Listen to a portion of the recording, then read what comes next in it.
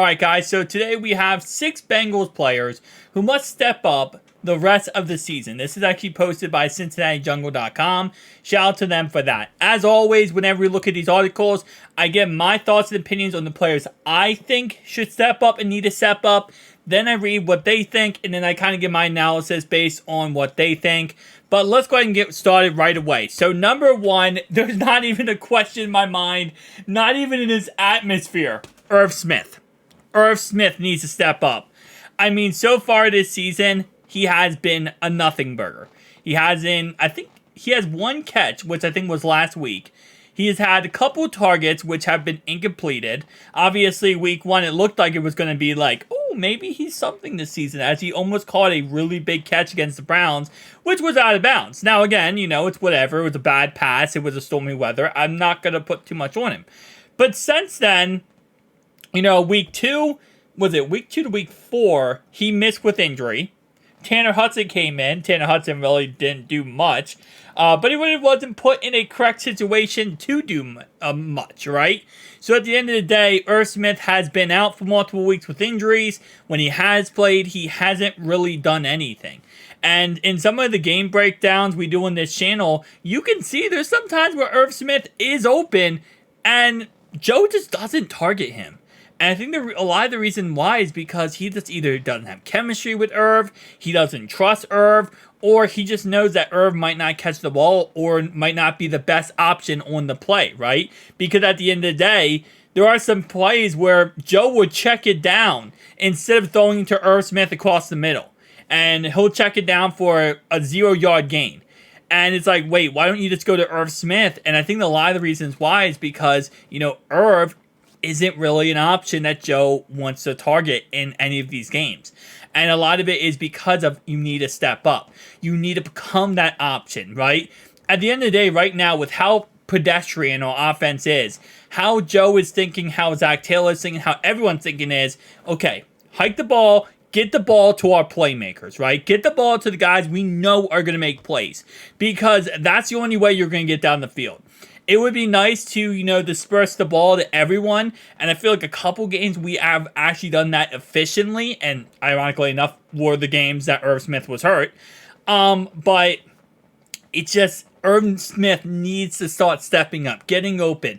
Even if you don't get a target, run your route perfectly, right? When you do get a target, when you do get the ball, make the most of it. You need to be the guy that really takes over for this, right? We lost Hayden Hurst last year. That was a huge loss for us. You haven't been really that much of a replacement yet so far. And again, listen, there's 11 games left of this season. You could easily step up and become one of the best tight ends for us. So we just need that after this bye week. Bye week's going to help him recover more from his injury and hopefully get him back out there to play some good football, right? That's number 1. Number 2, Cordell Volson. Cordell Volson has been abysmal this year, to say the least, when it comes at the left guard position. And it really sucks, too, because going into preseason and training camp, he looked so good. While a lot of other guys really just kind of fell off the face of the earth and didn't look that great, Volson was kind of like the silver lining. He was kind of like the, bright star in a very, bright star in a very missed. I don't know how I was going to go with this one. But he looked like he was actually a gem, a needle in a haystack. That's where I'm going with it. He looked like a needle in a haystack. He looked so good out of all the rest of the offensive linemen that were, not the starters, but the backups that were kind of struggling. And I thought, he could be a guy that really could, take us and propel us forward to a very great future. It has not been the case. It has not. He has been really, really bad in pass protection. I mean, to a point where he got a 0 pass protection against the Ravens. And then running the ball hasn't been really that great. It hasn't been the worst with him, but it hasn't been that great with him. So there's just so many problems with him right now where, they're not going to get rid of him. They're not going to move on. They're not going to try to find someone else.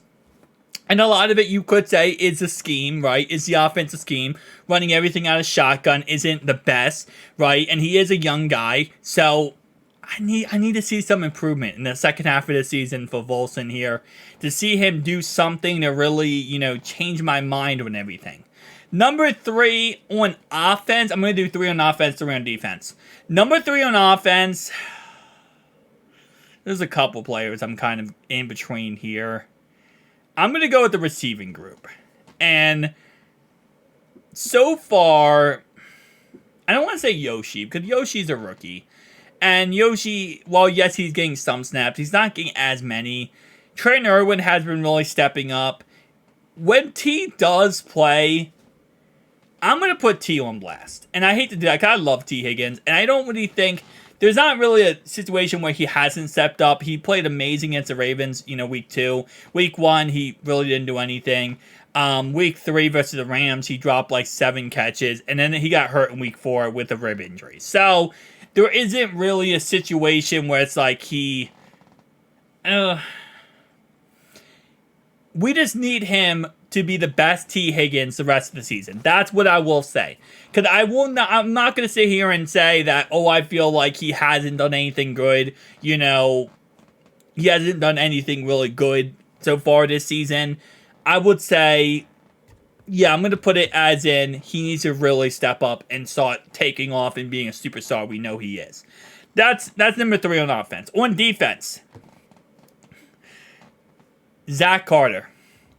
Zach Carter, to some degree, is like going to be the replacement, or thought to be the replacement, of DJ Reader and BJ Hill. He's that third guy, right? He's that third guy in that rotation, and he hasn't really looked that great so far. And, he's a backup, right? At the end of the day, he's a backup for a reason. He's not a guy that, is, wow, he needs to go out there and put up crazy numbers. But, the facts are the facts, okay? We have Cheeto in contract year. We have DJ Reader in contract year. We have a lot of guys, Tyler Boyd in contract year, and we're not going to be able to keep all of them, right? So there is a situation where, unless we move on for Zach Carter, he's going to be the starter. And we need him to participate like he is a starter. And he does get some reps at the starting position. And he has not looked good. So that's definitely another player I will say that needs to step up, and we really need him to do great there. The second player, I'm actually offensive play calling in general. I'll say that. Offensive play calling in general. Whether you want to put that on Zach Taylor or Brian Callahan. Those two guys in general. I'm going to put those two guys in the same group there. I know I said 3 on defense, but the defense has looked really great as of late. But I'm going to say those two guys together need to play better. Those guys need to call better plays, scheme people open, and just be the coaches we know that you can be, and really show off how amazing this offense can be. Because this offense has the potential, with the weapons they have, with the team they have, to be one of the best offenses in the NFL. We saw it against the Cardinals. We saw it in the first half versus last week versus Seahawks. We need something. We need to see something creative here. Call creative plays. Call end arounds. Call trick plays. For Pete's sake, call under center plays, right? So, last one I'll say is Myles Murphy. And he is a rookie, but he was a first-round draft pick. And we took him over taking players like Sam Laporta, taking players like Michael Mayers, a lot of different players. And at the end of the day, we decided and we made the bed and we slept in the bed here that we're going to go with Myles Murphy because he's a top 5 pick if he didn't have injuries. And so far, he hasn't done anything. He has 1 sack on the season, and he hasn't really disrupted any play. And we really, really, really need him to step up. With Joseph Asai still limited, Hakeem Davis-Gaither's injury, with all these other problems, we need him to step up and be a dominant pass rusher. Listen, he was the end of a first-round pick. So you might say, well, he wasn't like a early first. He was a late first round. It doesn't matter. A first-round pick is huge draft capital. Dax Hill was the end of the first-round pick. Doesn't matter if you're the end of the first pick, 32nd pick. If you're a first-round pick, that's a lot of draft capital we're investing into you, and you need to give us some returns on our investment. And so far, he's been pretty much nothing. So those are 6 players I will say. Let's see who they say. They're going to go with Zach Taylor. Yeah, I'll be honest. Taylor is the main responsible for the entire team. So there are certain areas where he can improve as the offensive play caller. Many look at Taylor when the offense sputters. And yeah, again, like I said, I'm going to put Brian Callahan and Taylor together. So I don't really dislike this take, but I'm going to say both of them together because I feel like there is evenly blame on both sides. Cordell Volson, I agree with that. T. Higgins, okay. So, okay, they're going to put Joseph Asai and Myles Murphy. The reason why I don't like both of those together, and the reason why I'll say this, is because I think Joseph Asai has had injuries a lot this year. He missed a couple weeks with injuries, and he's been very limited with his rotation getting back on this defense. So I don't 1,000% want to group in Joseph Asai yet. I would say Myles Murphy, like I said before, but I wouldn't really put in Joseph Asai at this moment in time. I think he would be more or less, kind of on the outside looking into that. And Brad Robbins. Ooh, I didn't think of Brad Robbins. That's actually a really good take there. I really did not think of Brad Robbins there. And I will say to a certain degree, I can agree and understand where they're coming from because there are a lot of bad punts this year. I mean, he's had a lot of good punts, but he is a rookie punter. And that's not really the easiest thing to come in and do in the NFL is be a rookie punter to being that great. We have seen in the past with some of our other punters, whether Drew Chrisman, Huber, right? They have taken some time to get going. They want like day one, look at him, he's the best punter in the NFL, right? I like to think punters and kickers age like fine wine. The older they get, the better they get, right? And I don't want anyone to put out there that, oh yeah, I agree, Brad Robbins. He's had some good punts, some great punts, and he's had some really bad punts. So far, I think he has had 0 punts returned on him for 6, though. We've had 0 punt returns on him for 6, which is good. That's a positive. But yeah, I do agree that, he's not playing the best. And I know it says right here, he's 25th ranked quality punters.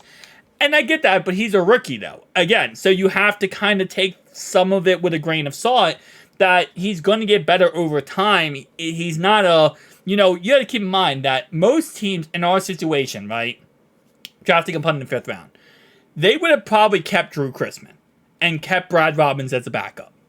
But because of how our 53-man roster looks and how we need certain players and every single position is the most important it has to be, like every single player on our roster is not there just to have them. It's there because we need that guy. Right? So a normal team would probably keep Drew Chrisman and Brad Robbins, have Drew Chrisman out there, maybe see what Brad Robbins can continue to do, and give him a year to develop on practice fields and stuff like that before you put him out there.